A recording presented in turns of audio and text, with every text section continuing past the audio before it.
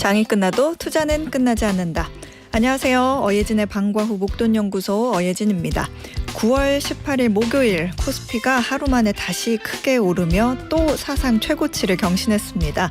어제보다 1.4% 뛴 3,460선에서 거래를 마쳤는데요. 오늘 새벽 미국 FOMC에서 기준금리 0.25% 인하가 결정됐죠. 올해 안에 2번 더 추가 인하 가능성이 시사되면서 투자 심리가 회복된 모습입니다. 삼성전자가 다시 8만 원을 넘어섰고요. SK하이닉스는 6% 가까이 급등하면서 35만 원대가 됐네요. 코스닥도 오늘 1.3% 넘게 오르면서 지난 15일의 연고점을 뛰어넘는 857에 장을 마무리했습니다. 원달러 환율은 7원 70전 오른 1387원 80전에 장을 마감했습니다.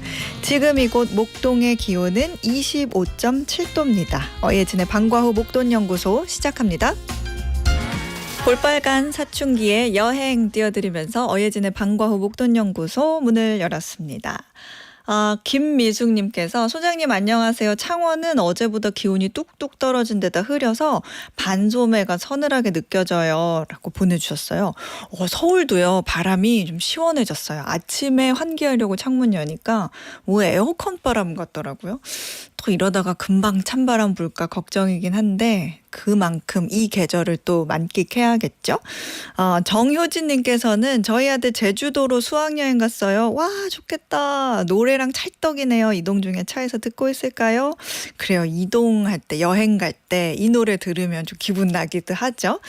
자, 월요일부터 금요일까지 오후 4시에 문 여는 SBS 라디오 어예진의 방과 후 목돈연구소입니다. 9193님께서 방과 후 목동으로 떠나는 경제여행 이렇게 해주셨는데 목동까지 오시지 않아도 무료로 SBS 라디오 들을 수 있는 어플이죠. 고릴라 그리고 유튜브 채널 시교라로 함께 하실 수 있습니다. 저와 소통 원하시는 분들은 단문 50원 장문 100원의 유료 문자 샵 1035 그리고 무료 어플 고릴라로 문자 보내주세요. 소개도 해드리고 추첨해서 커피 쿠폰 보내드리겠습니다.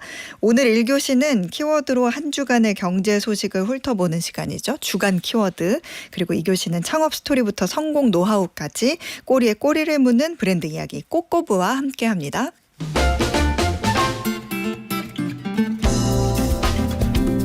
자, 어예진이 직접 고른 꼭 알아야 할 뉴스 어뉴스 오늘도 배달 왔습니다.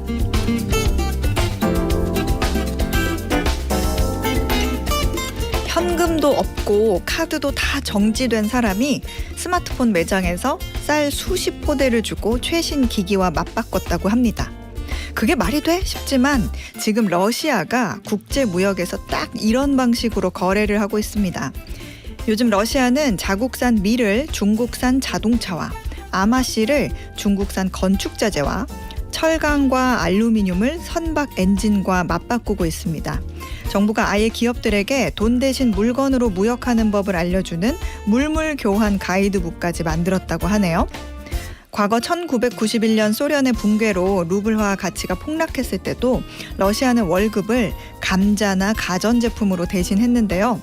국제무역판에서 다시 이런 일이 생기고 있는 겁니다. 러시아가 이런 원시적인 방법을 쓰는 건 달러 거래가 막혀서 그렇습니다. 우크라이나 침공 이후 러시아는 스위프트라고 하는 국제 결제망에서 퇴출됐는데요. 쉽게 말해 세계 금융기관들끼리 서로 돈이 쉽게 오갈 수 있게 만든 일종의 단톡방에서 강퇴당한 겁니다. 즉 달러로 하는 국제 무역에 낄 수 없게 됐다는 거죠. 미국 입장에서는 스위프트를 비롯해 러시아와 거래하는 중국과 인도 등에게 쟤랑 돈 거래하지 마 그래 놓으면 무역을 못할 걸로 생각을 했는데요. 러시아는 돈 거래 안 하고 물물 교환하면 되지라고 대응한 셈입니다. 중국은 또 그걸 받아주냐 싶지만 국제 시세보다 훨씬 싼 값에 곡물이나 원자재를 들여올 수 있으니 믿지는 장사도 아닙니다. 무엇보다 미국을 견제하려면 러시아와 손을 놓을 수도 없거든요. 그러니 대놓고 돈 거래는 못하지만 암암리의 물물 교환으로 의리는 지킨다는 겁니다. 러시아의 사례는 경제가 고립되면 아무리 군사력이 막강한 나라도 생존의 선택지가 얼마나 줄어드는지를 보여줍니다. 저는 이 뉴스를 보면서 문득 SBS가 만약에 출연료를 밀가루로 주면 어떡하지? 라는 생각을 해봤는데요. 한국전력에 이번 달 전기세 대신 밀가루를 낼 수도 없고 밀가루가 필요한 슈퍼나 식당, 주유소를 일일이 찾아내서 거래를 하자니 야, 그거 참 생각만 해도 쉽지가 않은데 밀가루라. 여러분은 어떠실 것 같으세요? 이상 어뉴스였습니다.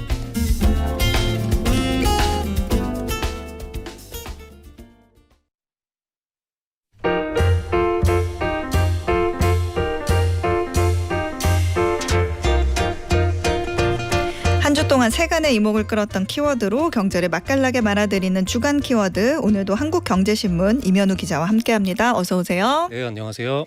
네, 이번 주 첫 번째 키워드 바로 볼까요? 네, 첫 번째 키워드는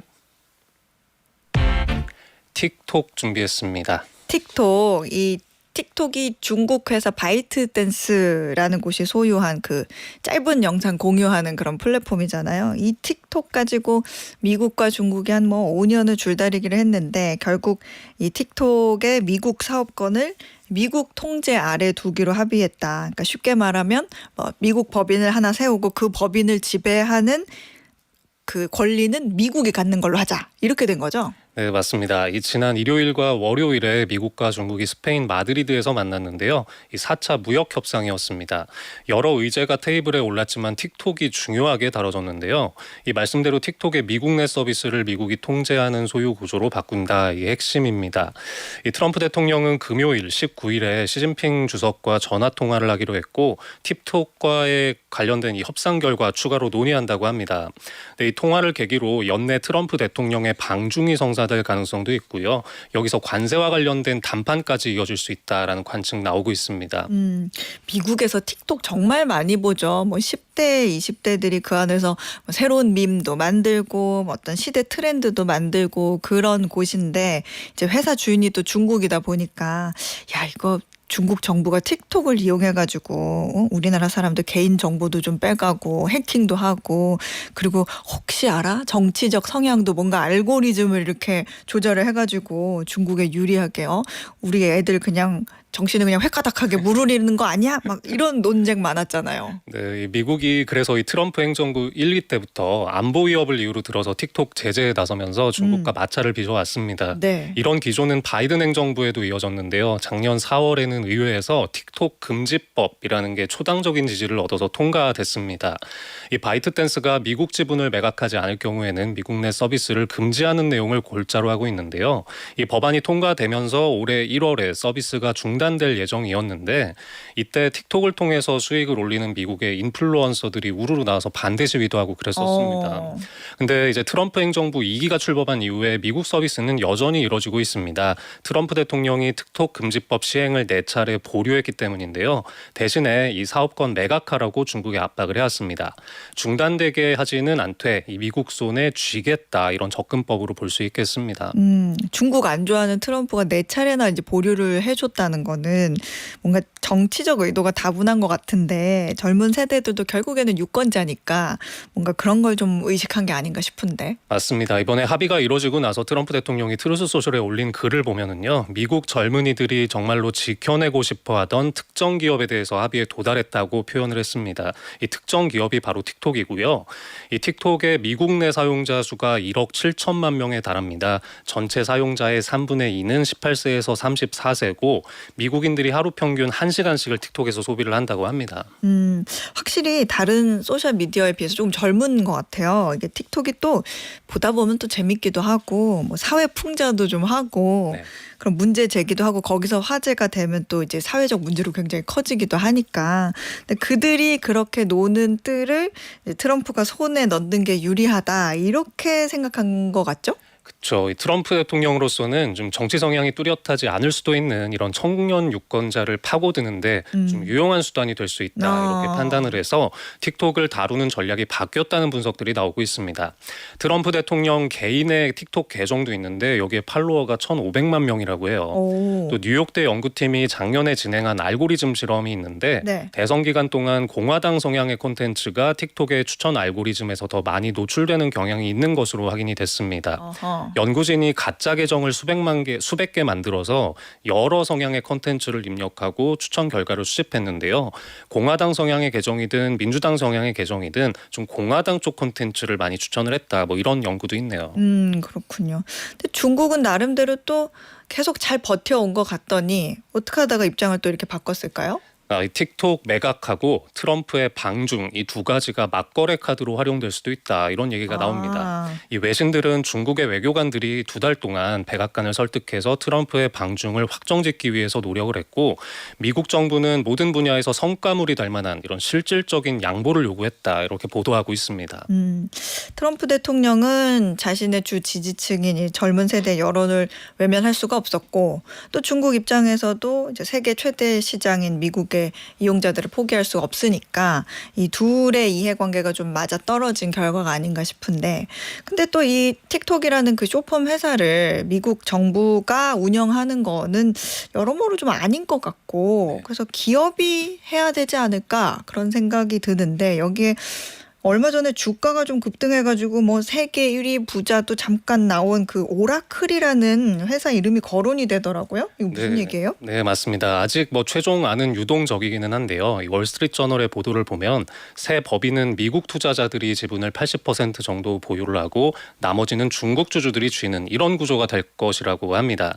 여기에 이제 말씀하신 오라클을 포함해서 실버레이크나 앤드리슨 호로위츠 등등의 이름이 거론되고 있는데요. 네. 오라클은 틱톡의 미국 법인의 클라우드 서비스를 제공하고 있는 이런 인연이 있습니다. 또 창업자인 아까 말씀하셨던 잠깐 1등 됐었던 부자 이 레리 앨리슨이 이 창업자인데 트럼프 대통령과 가까운 관계이기도 합니다. 또 틱톡의 미국 법인 사업권을 사들인다는 게 호재로 작용하면서 이제 주가가 더 탄력을 받기도 했고요. 또 실버레이크는 사모펀드, 또 앤드리슨 호로위츠는 벤처 캐피털인데 IT 투자의 잔뼈가 굵은 회사들입니다. 근데 이제 문제는 사업권을 미국으로 넘기고 나서 미국인들한테 적용되는 알고리즘을 어떻게 뭐 새로 짤 것이냐 뭐 이런 것들이 좀 쟁점으로 남아있는 상황이기는 한데요. 구체적인 결론이 곧 나올 것 같습니다. 뉴스를 좀 관찰하시면 되겠습니다. 그렇군요. 두 번째 키워드도 한번 볼까요? 네, 두 번째 키워드는 25%입니다. 25% 이거는 그 자동차 품목 관세 얘기하는 거죠? 예, 맞습니다. 이 자동차는 우리 경제에 아주 중요한 핵심 수출 품목 중에 하나고 이 미국 시장에서는 일본 회사들과 경쟁을 치열하게 하고 있는데요. 이 트럼프 대통령은 4월부터 자동차에 또 5월에는 자동차 부품까지 25% 품목 관세를 추가로 부과를 했습니다. 근데 다들 아시겠지만 이제 7월에 한국과 일본 모두 자동차 관세를 15%로 낮추기로 미국과 합의는 했는데요. 세부 내용을 두고 이견을 빚으면서 미국이 자동차 관세를 실제로 바로 낮춰주지는 않고 있었죠. 그러게요. 이거 일본이 결국에는 먼저 최종 타결을 했잖아요. 네네. 이게 일본 자동차 관세에 적용되는 게 이번 주부터였죠? 네, 맞습니다. 이번 주 화요일에 16일부터 일본산 자동차에 대한 관세가 27.5%에서 15%로 낮아졌습니다. 일본은 일방적으로 좀 미국에 유리해 보이는 이런 합의를 한국보다 먼저 해버린 그런 상황인데 좀 우리는 후속 협상이 난항을 겪으면서 최종 서명 계속 지연되고 있습니다. 근데 정부는 일방적으로 불리한 조건으로는 서명하지 않겠다 이런 입장이고 좀 장기화 가능성까지 나름대로 각오를 하는 분위기인 것 같습니다. 이렇다 보니까 자동차 관세에 우리도 실제 인하되기까지 상당히 시간이 걸릴 수 있다는 전망이 나오고 있습니다. 야, 이러면은 지금 미국에 들어가는 이제 한국 차는 25% 관세 내고 들어가고 있는 거고 일본 차는 15% 내고 들어가니까 우리가 10%포인트 관세를 더 내는 거네요. 그렇죠. 이제 한국산 자동차는 3월까지만 해도 무관세로 미국에 갔습니다. 한미 FTA 덕분이었는데 일본 차에는 이제 기본 관세라고 해서 2.5%가 적용이 됐었고요. 이 가격 우위를 가져가는데 어느 정도 도움이 됐었습니다. 근데 이게 더 이상 이제 안 먹히게 될 판이라는 얘기입니다. 한국과 일본의 자동차 회사가 관세를 그대로 미국 소비자에게 반영을 한다고 좀 가정을 해보면요. 현대 소나타는 현지 출고가가 26,900달러인데 33,600달러가 넘게 되고요. 경쟁 차종인 토요타의 캠리는 현재 28,400달러인 게 32,600달러 이상으로 올라갑니다. 우리가 좀 더 비싸네요. 그렇죠. 원래는 소나타가 한 1,500달러 더 쌌는데 이제는 캠리가 1,000달러 정도가 싸진다는 얘기가 되겠습니다. 그리고 또 준중형 SUV의 경우에는 현대차가 몇 년 전부터 제값받겠다는 전략을 쓰면서 일본차와 가격 격차도 별로 없었거든요. 타격이 더 클 수 있다는 우려가 나오고 있습니다. 투싼이나 라브4 같은 경우의 차종은 뭐 애초에 가격도 거의 비슷하고요. 할부이자도 거의 차이가 나질 않습니다. 또 최근에 판매 비중이 커지고 있는 하이브리드 차, 이건 수익성이 좋은 알짜로 분류가 되는데 네. 여기도 상황은 비슷하고요. 이제 물론 현대차나 기아는 인상된 관세를 소비자가에 반영하지 않고 아직 버티고 있는 상황입니다. 하지만 이 협상이 장기화가 되면 일본에 비해서 수익성도 떨어지게 되고 좀 마케팅 면에서도 운신의 폭이 좁아질 수밖에 없습니다. 그러게요. 이게 미국 관세가 어떻게 될지 좀 불확실한 상황이니까 수출 계획을 세우기도 좀 어려워졌을 테고 네네. 관세 비용을 지금 제품 가격에 반영을 안 하고 있다는 거는 어쨌든 마진을 희생하고 있다는 거니까 이게 지속이 되면 참 부담이 생기겠네요. 이런 영향으로 지금 국내 증시가 오늘도 최고점 경신하고 잘 가고 있는 와중에 자동차주를 보면은 나홀로 좀 이게 지지부진한 게 이런 영향 때문이 아닌가 싶기도 하네요. 네, 맞습니다. 9월 들어서 코스피 지수가 한 9% 정도 상승을 했는데 현대차와 기아는 주가가 오히려 소폭 하락하는 상황입니다. 이 외국인들이 최근에 삼성전자나 SK하이닉스 같은 반도체주를 폭풍 매수를 했었는데요. 현대차와 기아는 순매도를 하면서 좀 외면하는 모습입니다. 이 한일 간의 자동차 관세가 역전되는 것도 이 자동차주 투심에 좀 영향을 많이 주고 있습니다. 근데 지금 더 큰 문제가 정부가 자동차 관세 인하를 최우선에 놓고 협상을 하기가 지금 어려운 상황이라는 거잖아요. 네. 그 미국이 대미 투자 펀드 그거 두고 한국도 일본처럼 그런 미국의 투자 주도권 넘기고 수익의 상당 부분도 다 넘겨라 막 이런 방식으로 압박을 하고 있는데 말씀하셨겠지만 이제 국내에서 받아들이지 말자 그러면 안 된다 이런 기류가 또 확산하고 있으니까 좀 어려운 상황이죠. 네, 그래서 증권가에서는 지금 수준으로 관세가 지속이 되면 현대차는 매달 4천억 원, 또 기아는 매달 3천억 원 정도 비용 부담 발생할 것으로 분석하고 있습니다. 이 현대차는 우리 시간으로 오늘 밤 늦게 뉴욕에서 CEO 인베스터 데이라는 행사 여는데요. 네. 투자자들은 이 내용도 한번 보시는 게 괜찮을 것 같습니다. 이 미국 정부의 관세 정책에 대해서 대응 방안 언급할 가능성이 좀 있고 특히나 이제 관세 문제에 엮여서 올해 수익성에 대한 전망, 이 가이던스를 좀 조정할지 이런 것도 좀 볼만할 것 같습니다. 그렇군요. 자, 그러면 이번 주 마지막 키워드 볼까요? 네, 세 번째 키워드는 2차 민생회복 소비 쿠폰입니다. 민생회복 소비 쿠폰이 또 한 번 지급되죠? 네, 원래부터 이제 1차, 2차 나눠서 지급하기로 돼 있었는데 이번 민생회복 소비 쿠폰의 차이점은 소득이 많거나 자산이 많으면 못 받을 수 있다는 겁니다. 1차 쿠폰은 전 국민이 1인당 최소 15만 원, 최대 45만 원씩 받으셨지만 2차 쿠폰은 상위 10%를 제외하고 나머지 90% 국민에게 지급됩니다. 어떻게 10%를 자를 것인지 구체적인 기준이 확정이 됐는데요. 한번 정리해 보겠습니다. 이번에는 뭐 기준이 좀 달라요? 네, 6월 건강보험료가 기준이 됩니다. 직장 가입자의 경우는 회사에서 절반 내주는 거 제외하고 본인 부담금 기준으로 확인해 보시면 되는데요. 외벌이를 기준으로 1인 가구는 6월 건강보험료가 22만 원 이하일 때, 또 2인 가구는 33만 원, 3인 가구는 42만 원, 4인 가구는 51만 원 이하면 소비 쿠폰을 받으실 수 있습니다. 그냥 아주 단순화해서 세전연봉으로 대략 말씀드리면 네. 1인 가구는 한 7,500만 원 정도, 2인 가구는 1억 1,200만 원, 또 3인 가구는 1억 4,200만 원, 4인 가구는 1억 7,300만 원이 커트라인이 됩니다. 자영업자를 포함한 지역 가입자들은 기준이 살짝 다른데요. 외벌이 기준으로 1인 가구는 22만 원, 2인 가구 31만 원, 3인 가구 39만 원, 4인 가구 50만 원입니다.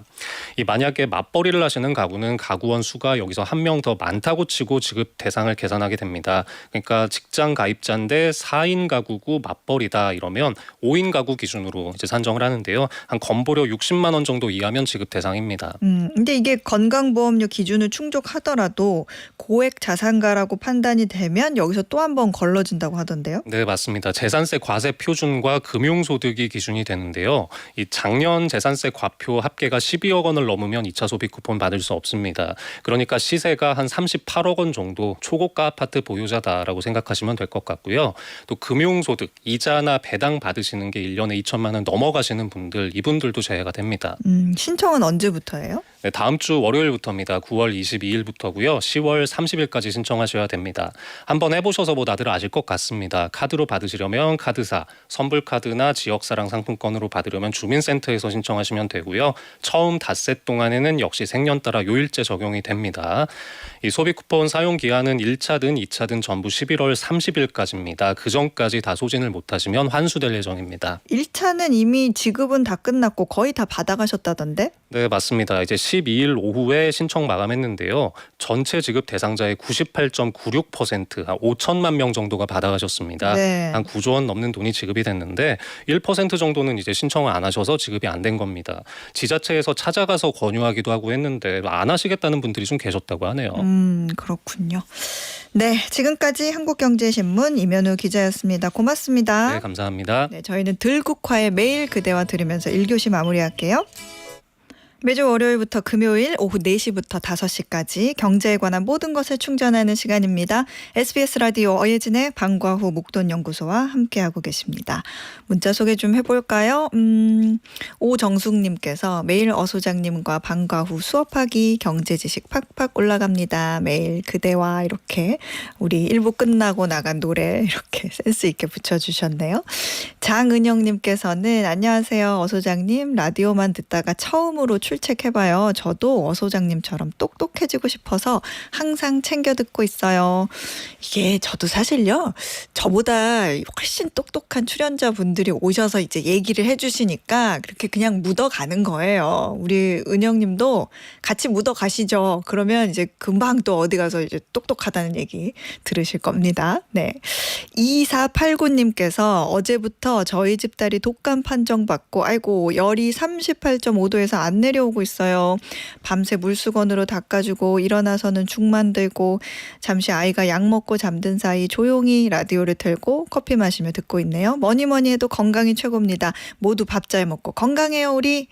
아이가 아프면 아이도 고생이고 엄마도 고생이죠. 잠도 못 주무셨겠네. 지금은 또 엄마가 긴장을 해서 안 아픈데 또 아이가 다 나으면 긴장이 풀려서 엄마 몸살 올 수 있어요. 영양제 좀 드시면서 힘내세요. 무엇보다 우리 따님 엄마 정성 받아서 어서 나아라. 자, 오늘 퀴즈 풀고 2교시로 넘어가 보겠습니다. 앞서 주간 키워드에서도 관련 소식 전해드렸던 것처럼 최근 미국과 중국이 5년 넘게 끌어오던 이 플랫폼의 미국 내 사업에 대해 드디어 잠정적 합의를 내놨습니다. 짧은 길이의 비디오 영상을 제작하고 공유할 수 있는 숏폼 플랫폼인 이 앱은 미국에서 개인정보 유출과 국가 안보 위협에 대한 논란을 지속적으로 일으켰는데요. 이번 무역 협상을 통해 이 플랫폼의 미국 내 사업권을 미국 기업에 매각하는 쪽으로 합의가 이루어졌습니다. 자, 퀴즈 나갑니다. MZ세대를 중심으로 전 세계적인 인기를 끌고 있고 개인정보 유출과 안보 논란으로 미중 갈등의 중심에 서 있는 이 숏폼 플랫폼의 이름은 무엇일까요? 보기 있습니다. 1번 틱톡, 2번 택톡, 3번 카톡. 정답 아시는 분들은 단문 50원, 장문 100원의 유료 문자 샵 1035나 무료 어플 고릴라로 보내주세요. 당첨되신 분들 중에 추첨해서 편의점 상품권 보내드리겠습니다.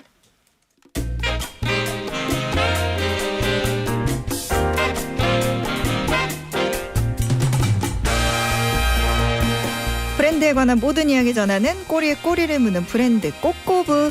매일경제 추동훈 기자가 소개해드립니다. 어서 오세요. 봉주르 주스 추동훈 앙때리장. 이게 무슨 말인지 아시나요?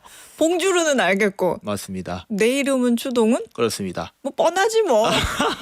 뒤에 앙때리장은 네. 나는 똑똑합니다. 라는 말이라고 하네요. 중요한 말이었네. 중요한 말이었는데요. 네. 네, 불어로 제 인사를 한번 해봤습니다. 프랑스 하면 뭐가 생각나세요? 보통 뭐 에펠탑 당연히 기본으로 에펠탑. 하는데 이 미식 하면은 프랑스이지 않습니까? 미식, 그렇죠. 미식의 대명사 이 프랑스인데요. 오늘 소개시켜드릴 브랜드가 바로 프랑스 브랜드입니다. 저희가 지난주에도 바로 이 프랑스에서 시작한 이 호카라는 브랜드를 소개시켜드렸는데 네. 꼬꼬부 이번에도 프랑스 브랜드입니다. 자, 하나 궁금한 거 그리고 여쭤보고 싶은 거 혹시 네. 뭐 먹는 거 당연히 좋아하시나요? 너무 좋아하죠. 네, 뭐 혹시 좋아하는 음식이 있으신지? 제가 그 어시잖아요. 그 한자를 물고기였자 쓰거든요. 아 진짜로요? 네, 그래서 저는 회 너무 좋아해요. 그래요? 초밥, 회 이런 뭐 어떻게 노량진 한번 가요? 노량진에서 이 회식을 할 수 있는 기회가 있을 것 같은데요. 네. 자 오늘 소개시켜드릴 브랜드가 바로 이 먹는 것, 이 미식과 관련된 브랜드입니다. 그런데 그 시작을 보면요, 네. 조금 특이하다라고 할 수 있는데 제가 관련된 또 힌트 가져왔습니다. 바로 네. 이 책입니다.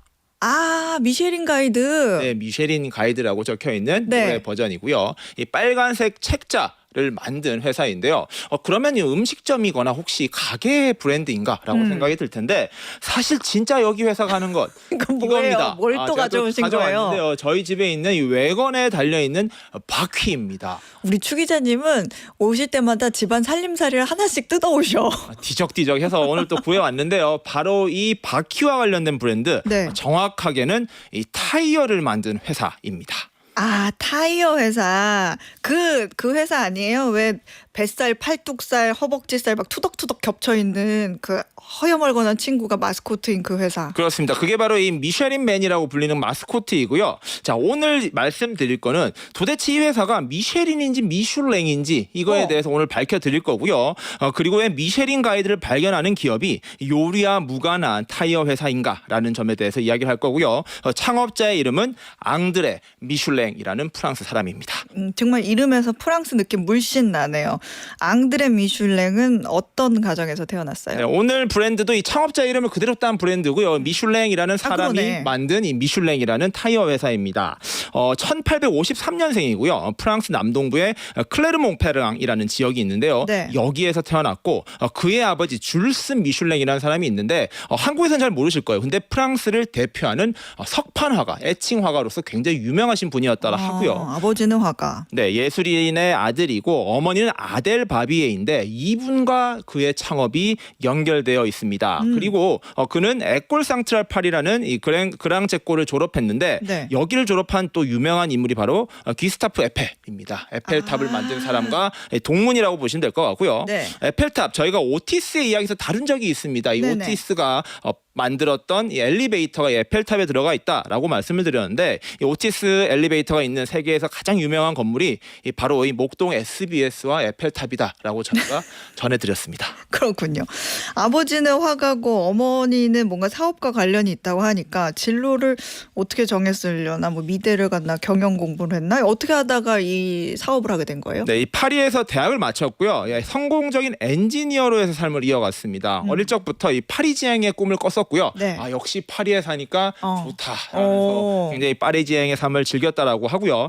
또 하나 그에게는 6살 어린 동생 에두아르라는 동생이 있었습니다. 에두아르 미슐랭이고요. 1859년생으로 6살 어린데 이 동생이 아버지를 좀 더 닮았다라고 합니다. 그래서 미술적인 감각과 이 공학, 건축에 관심이 많았다라고 하고요. 이 두 형제가 바로 파리에서 공부를 하면서 이 삶에 충족하고 있었다. 그런데 이런 기회가 찾아오기 시작합니다. 어떤 기회였어요? 바로 이 고무와 관련된 사업을 하게 되는 기회가 온 것인데요. 네. 이게 바로 앞서 말씀드렸던 어머니의 삶과 연결되어 있습니다. 그의 어머니의 아버지가요. 바로 그의 어머니 이름이 아델 바비에인데 네. 그녀는 고무 공장의 상속녀였습니다. 이 아델 바비의 아버지 그러니까 아리스티드 바비에가 바로 이 지역에서 바르비에 도브레라는 이 고무회사를 창업한 창업주거든요. 네. 그 딸이 바로 이 어머니였던 것이고요. 이게 처음에 만들었을 때는 고무 농기계라든지 여러 가지 고무 밸브, 고무 호스와 같은 이 고무와 관련된 농기구나 제품들을 만든 회사였다라고 합니다. 그 회사가 잘 운영이 됐었는데 이 창업자가 돌아가시고 이걸 어머니가 상속을 했거든요. 네. 그런데 어머니 혼자서 이걸 경영하다 보니까 이게 버거웠던 것입니다. 그렇게 하다 보니까 사업이 사실상 파업 직전에 몰렸고요. 어머니가 이 아들에게 SOS를 친 겁니다. 그게 바로 1886년 33살의 앙드레 앞에 이 고무라는 생각지 않았던 운명이 나타난 것입니다. 동생도 있는데 앙드레 미슐랭 혼자서 이걸 맡은 거예요? 그래서 제가 동생 이야기를 한 건데요. 바로 어. 최근에 소개시켰던 브랜드들이 보시면 계속 공동 창업이었죠. 네. 지난주에도 공동 창업을 했었고 이번에도 공동 창업인데 이번에는 다시 형제입니다. 이번에는 이 푸마나 아디다스와 다르게 네. 둘이 열심히 힘을 합쳤다라고 이야기를 하고 있고요. 그들이 딱 왔습니다. 이 회사를 받았는데 일단 그들이 가장 먼저 한 일은요. 회사 이름부터 미슐랭 앤 코로 바꿨습니다. 미슐랭 컴퍼니라고 생각하시면 되고요. 일단은 자기 이름을 땄으니까 열심히 해야지라고 했는데 네. 와 이게 만만치 않은 거예요. 고무에 대해서 아는 것도 없고 야 이거 어떡하냐라고 하고 있었는데요. 일단은 형은요 경영과 판매를 담당했고 에두아르 동생은 아까 기술들이 좀 좋았다라고 했죠. 제조와 연구 운영 전반을 관장했습니다. 두 형제는요 사업 다각화와 신사업에 대해서 고민에 고민을 거듭했습니다.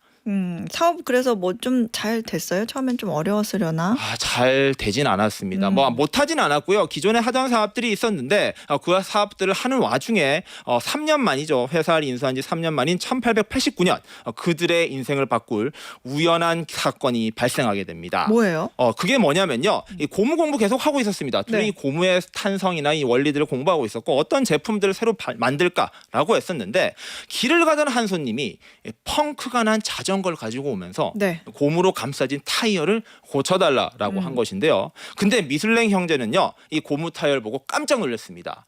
그때까지만 해도요, 네. 이 바퀴라는 것에 대해서 이야기할 게 참 많은데 이 바퀴가 정말로 오랜 기간 전에도 있었습니다. 수천 년간 바퀴가 있었지만 그렇죠. 이 바퀴를 감싼다는 개념이 굉장히 없었던 시기였었거든요.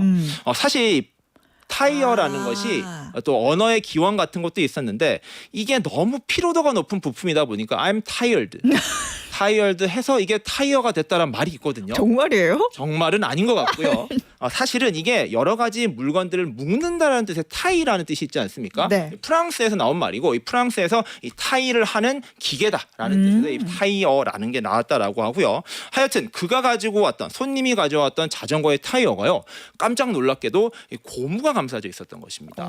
그런데 이 미슐랭 형제는 이거를 처음 봤던 거예요. 네. 그런데 이게 또 하나 재미있었던 것은 이것을 개발한 사람이 존 보이드 덜롭이라고 하는 영국인이었습니다. 수의사였는데 네. 아들이 자전거 탈 때마다 딱딱한 바퀴가 아프다고 해서 축구공을 보고 아이디어를 얻어서 고무를 통해서 고무에 공기를 넣어서 이렇게 감싸면 좋지 않을까라는 아이디어를 가졌었는데요. 이게 바로 세계 최초의 공기압 타이어였습니다. 그게 프랑스로도 아직 제대로 넘어오지 않았었고 그 좀 약간 얼리 어답터였던 거죠. 그 손님이 내가 이런 자전거 타는데 이게 펑크가 났다. 이걸 좀 수리해 달라라는 거였고요. 귀인을 만났네. 그렇습니다. 그리고 앞서 말씀드렸던 덜롭이라는 수의사가 만든 브랜드가 바로 덜롭 타이어라는 브랜드입니다. 아하. 이게 실제로 있는 브랜드고요. 유명한 브랜드인 게 이게 최초의 공기압 타이어고요.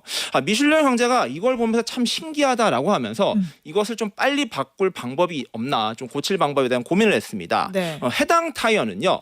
공기 타이어가 이렇게 바퀴에 감싸져 있었어요. 네. 접착이 되어 있었습니다. 네. 그래서 이걸 떼려면 힘들게 다 떼서 다시 붙여야 되는 시기였거든요. 그래서 이 형제가 고민해본 끝에 어떤 결론을 내렸냐면은 그러면은 고무층을 만들고 그 안에다가 교환식 넣으면 되지 않냐라고 아이디어를 낸 거예요. 지금도 보시면 타이어가요. 타이어층을 보면 안에 고무가 있습니다. 네. 공기를 넣을 수 있는 고무가 있거든요. 그래서 공기 주입형이 아니고요. 공기 교체형 타이어를 이들 형제가 개발하게 된 것입니다. 그래서 이 아이디어 15분이면은요 기존에 있었던 타이어 같은 경우에 다 뜯어가지고 다시 붙여야 되는데 안에 있는 고무를 쏙 빼서 여기에 공기만 채운 것을 새로 넣으면은 교체가 되는 타이어 이걸 개발했고요. 이것을 통해서 특허까지 내게 됩니다. 발명도 했겠다. 이제 중요한 거는 이걸 사업화해서 잘 알리는 건데 그거는 잘 됐어요? 지난주에 호카 같은 경우에도 네. 디자인이 좀 별로였다. 대중들이 실망했다라고 했었잖아요. 그런데 이 호카를 성공시킨 게 바로 기능성 그리고 프로 선수들이 그렇죠. 일으켰다라고 했는데 참 이 원리가 다 통하는 것 같습니다. 이들도요 같은 생각을 했었는데 이걸 어떻게 알릴까 했습니다. 당시에 그런데 이 프랑스 파리에서 브레스트라는 프랑스 서부 도시까지 왔다 갔다 하는 1200km 자전거 대회가 있었다라고 합니다. 네. 그래서 한 선수를 접근했는데요. 샤를 테롱이라는 선수입니다. 이 사람이 그 당시에 스타 자전거 선수였는데 네. 우리 이 타이어 한번 써볼래? 이 타이어가 교체식이야. 기존에 쓰던 거랑 달라라고 했고요. 그래서 이 선수가 그걸 탔고요. 당연히 1등을 했습니다. 그리고 2등을 했던 선수가 앞서 말씀드렸던 접착식 타이어를 썼던 사람인데요. 네. 2등과 1등의 시간 차이는 무려 8시간이 났다라고 하고요. 와. 사실상 자전거의 교체 시간, 수리 시간이 승패를 결정했었고요. 프랑스에서는 미슐랭의 이름이 나기 시작한 것입니다. 완전히 혁신이었네요. 이렇게 하면서 계속 좀 규모가 커졌나 봐요. 그렇습니다. 일단은 자전거로 시작을 했었는데요. 이 네. 형제가 바라본 거 한 가지가 더 있었습니다. 그 당시에 태동하기 시작했었던 자동차 산업을 보기 시작한 건데요. 그렇지. 이건 자전거 바퀴였다가. 그렇죠. 금방까지 자전거였는데 자전거는 바퀴가 2개지 않습니까? 네. 자동차는 바퀴가 네 4개예요. 개네. 그러니까 돈을 훨씬 더 많이 벌 수 있겠다라는 생각에 자동차 시장으로 갔고요. 같은 전략을 썼습니다. 또 대회가 열렸고요. 거기에 자기들이 만든 교체형 타이어를 넣었는데요. 자동차는 자전거보다 훨씬 무겁다 보니까 사실 바퀴가 22번이나 찢어지고 엉망진창이었다라고 해요. 그런데 여기에서 좌절하지 않고 이 두 형제가 터지지 않는 타이어를 개발했는데 그게 바로 요즘에도 알려져 있는 럼플렛 타이어라는 거 있죠. 네. 터지지 않는 타이어가 이 미슐랭 형제가 1934년에 최초로 개발하게 됩니다. 근데 지금 계속 헷갈리는 게 회사 이름을 미슐랭이라고 해야 돼요? 미쉐린이라고 해야 돼요? 그러니까 정확하게 프랑스어로는 미슐랭이 맞고요. 네. 이게 왜 미쉐린이라 불리냐? 이게 바로 미국 진출에서 시작됐습니다. 이게 미국 참 발음이군요. 호카랑 닮아 있는데 호카도 미국 진출을 위해서 회사를 매각하지 않았습니까? 이들 역시 미국을 가야지 자동차의 본고장에서 더 많이 팔 수 있다라고 생각해서 미국 진출했고요. 미국식 발음, 미국에서는 이거를 미쉐린이라고 부른 겁니다. 그리고 이 미국에서 한국으로 타이어가 들어왔거든요. 그러면서 한국에서는 공식적으로 이것을 미쉐린이라고 부르겠다라고 선언을 했고요. 네. 그래서 한국에서는 미쉐린 타이어가 공식 이름이고요. 그리고 한국의 이 미슐랭 가이드도 정확한 공식 명칭은 미쉐린 가이드가 됐습니다. 미쉐린 가이드. 그다음에 또 하나 궁금한 거. 제가 아까 얘기했던 뱃살 투덕투덕. 그 친구는 어떤 마케팅 차원에서 언제쯤 개발된 거예요? 자, 이게 동생의 아이디어였습니다. 동생이 아까 말씀드린 디자인에 관심이 많다라고 미술 했잖아요. 잘한다 그랬지. 이 마스코트가 필요하다고 생각을 했었고요. 1894년도에 두 형제가 프랑스에 열린 국제 전시회에 참석했습니다. 그리고 거기에 자전거 타이어가 이만큼 쌓여 있는 거예요. 네. 이 쌓여 있는 자전거 타이어를 보더니 동생이 야 저기서 우리가 타이어 회사인데 브랜드 그리고 마스코트 하나 만들면 어떨까라고 아이디어를 냈고요. 그걸 만든 사람은 다른 디자이너 오겔럽이라는 사람이고 그 마스코트의 이름은 정확한 명칭이 비벤덤이라는 이름을 갖고 있습니다. 라틴어로 건배 한잔 합시다라는 아주 쿨한 이름을 가지고 있고요. 네. 타이어 회사로서의 미슐랭의 이미지를 잘 담은 것으로 유명합니다. 그런데 궁금하지 않으세요? 타이어가 사실 지금 보시면 다 검정색이잖아요. 네. 근데 미슐랭맨은 하얀색이에요. 그러네. 그렇죠. 정반대네. 완전 정반대죠. 그게 참 재미있는 이야기인데요. 네. 사실 타이어가 옛날에는 하얀색이었습니다. 때가 타서 그렇게 된 거예요? 그건 아니고요. 뭐야? 고무가 원래 하얀색이에요. 나오는 네. 색이 고무색이 하얀색이어서 그 당시에는 이 하얀색의 바탕에 비벤덤을 탄생시켰는데 네. 1910년도에 기술이 발전됩니다. 기술이 발전되면서 고무에다가 이 탄성 카본을 넣으면은 성능이 훨씬 좋아진다라는 게 발견이 됐고요. 그때 이후로 모든 타이어가 검은색으로 바뀌게 된 거예요. 그런데 이 마스코트는 그보다 먼저 탄생했기 때문에 이렇게 하얀색을 가지고 있었고요. 또 하나 재밌는 거는요. 옛날 비벤덤을 찾아보면요. 이 네. 살들이 날씬했어요. 그 이유가 바로 자전거 타이어에서 만들었기 때문인데 이 회사가 지금은 자동차 타이어 회사지 않습니까? 네. 그래서 그 살들이 더 뚱뚱해진 거예요. 그래서 지금의 이 뚱뚱한 이 것과 그때는 날씬한 몸을 가지고 있었던 비벤덤이었다는 거 한번 찾아보시면 재미있으실 겁니다. 돈 좀 벌었다는 건가? 그런 느낌도 들고. 근데 이제 진짜 궁금한 거는 미쉐린 타이어도 사실 굉장히 유명하지만 우리가 익숙한 거는 미쉐린 가이드잖아요. 이 가이드를 발간하는 게 이 타이어 회사잖아요. 어떻게 하다 나온 거예요? 그러니까 이게 동업의 힘인 것 같습니다. 또다시 에두아르의 이야기인데요. 동생은 계속해서 그런 감성적인 데에 굉장히 꽂혀 있었어요. 그리고 이 회사가 타이어 회사였는데 이 타이어가 잘 개발이 됨으로 인해서 사람들이 자동차를 편하게 탈 수 있었고요. 그를 통해서 멀리 갈 수 있었습니다. 여기에서 아이디어를 얻었던 것이고요. 타이어를 이렇게 교체하러 오는 사람들이 많았었고요. 네. 여기에서 여기 미슐랭이라는 회사에서는 이걸 좀 어떻게 활용할 수 없을까라고 고민을 했었습니다. 처음에는 정보지 퀴즈로 시작을 했었고요. 타이어를 어떻게 유지하고 관리하는지를 적힌 가이드북을 내놨습니다. 이것들을 타이어를 교체하러 온 사람에게 그냥 무료로 줬었고요. 네. 그런데 사람들이 야 이거 좋다 여기에 다른 정보도 좀 담아달라 했었고요. 그렇게 담기게 된 게 근처의 주유소 정보 그리고 호텔 정보 등이 들어왔습니다. 그렇게 1900년에 정확하게 탄생한 게 미슐랭 가이드. 당시에도 색깔이 빨간색이었다라고 해요. 그래서 눈에 띄었었고 야 이거 타이어를 구매하는 사람들은 무료로 제공됐던 서비스였었는데 그것들이 조금씩 발전하면서 사람들이 이거 돈 주고 팔아도 사겠네요. 이렇게 이야기를 한 것입니다. 그렇게 1910년도에 지도까지 나왔었고요. 인기가 계속해서 높아지자 1922년도에 이것을 유료로 판매하기로 됐습니다. 그게 바로 이 미슐랭 가이드, 이 맛집 가이드의 시작이라고 보시면 될 것 같고요. 네. 26년도에는 호텔과 식당에 별점을 부여하는 레드 가이드가 나왔고요. 그리고 관광 정보를 제공하는 그린 가이드까지 출판됐습니다. 그리고 3스타 미슐랭 식당은 레드 가이드에서 찾아볼 수 있다라고 보시면 될 것 같고요. 네. 그 이후로 벌써 2020년이 넘었으니까 120년 넘는 역사가 이 타이어 회사에서 시작됐다라고 보시면 될 것 같습니다. 그렇군요. 이 3스타, 뭐 2스타, 이 스타의 의미는 뭐예요, 정확하게? 정확하게 다들 알고 계시겠지만 이 3스타 같은 경우에는 정말로 좋은 식당, 꼭 가봐야 되는 식당이라는 뜻을 가지고 있고요. 미슐랭 레스토랑에 대한 논란도 있습니다. 너무 이제 서구적인 관점에서 프랑스의 관점에서 미식을 기준으로 삼는 것 이것도 너무 서양적이지 않냐, 프랑스적이지 않냐라는 것도 있긴 한데요. 그래도 이 참고용으로의 책으로서는 이 미슐랭 가이드가 역할을 정말로 참고용으로 잘하고 있지 않나라고 이야기를 하고 있고 세계 1위 타이어 회사가 만든 미식 가이드북이라는 점에서 맛집의 기준 제각각이겠지만 잘 만든 책이다라는 이야기도 있습니다. 그렇군요. 미슐랭 오늘의 교훈은 뭘까요? 자, 그렇습니다. 미슐랭 가이드는요, 이 100년 넘게 미식의 기준으로 되어 가고 있습니다. 뭐 한국에도 지금 작년에 화제가 모았었던 모수 같은 식당도 있고요. 네. 지금 3스타 식당은 뭐 밍글스라는 한 군데 식당이 있다라고 하는데요.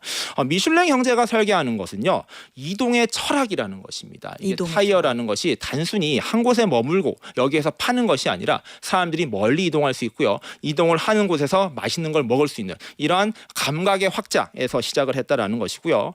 교체 타이어의 발명부터 해서 여행 가이드의 발명 그리고 유료 가이드북의 전환과 같은 것들은 이 고객이 아직 필요하다라고 느끼기 전에 미슐랭 형제들이 만들었다는 것입니다. 앙드레 미슐랭이 이런 말을 했습니다. 우리는 타이어를 파는 것이 아니라 우리는 여정을 팔고 있다.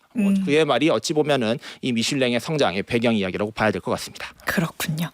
오늘 미쉐린에 대해서 한번 알아봤습니다. 지금까지 매일경제신문 추동훈 기자였습니다. 고맙습니다. 네, 감사합니다. 네, 오늘 퀴즈 정답 공개하겠습니다. 정답은 1번 틱톡이었습니다. 정답 보내주신 분들 중에 오늘 편의점 상품권 받으실 세 분은요. 3303님, 2121님, 그리고 따님이 요즘 틱톡에 빠져서 시간 제한 걸어놓으신 김병수님까지 이렇게 세 분께 편의점 상품권 보내드리겠습니다. 어혜진의 방과 후 목돈 연구소 오늘 끝곡은요. 부가킹즈의 틱택토 들려드리면서 저는 물러가겠습니다. 저는 내일 오후 4시에 다시 올게요. 여러분 고맙습니다.